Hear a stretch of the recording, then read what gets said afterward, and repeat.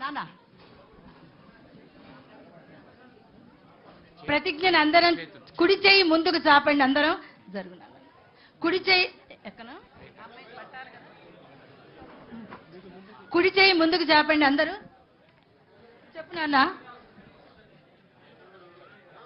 ప్రతిజ్ఞ. ఆకుపచ్చని ఆశయాలతో ఆంధ్రప్రదేశ్ అభివృద్ధికి తోడ్పడతానని, పచ్చని చెట్టే ప్రగతికి సోపాన మార్గమని గుర్తెరిగి ప్రకృతిలోను సమతుల స్థితి అవసరాన్ని గుర్తిస్తూ ప్రతి నీటి బొట్టును సద్వినియోగపరుస్తానని, చెట్ల ఆవశ్యకత పట్ల అవగాహన పెంచుతూ వనాలను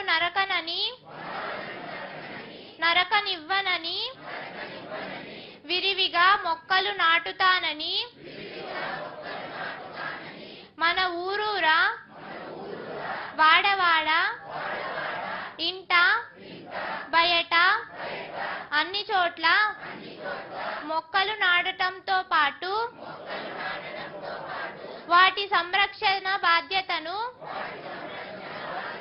కూడా స్వీకరించి ఆంధ్రప్రదేశ్ను పచ్చని తోరణంగా తీర్చిదిద్దేందుకు కృషి చేస్తానని ప్రతిజ్ఞ చేస్తున్నాను.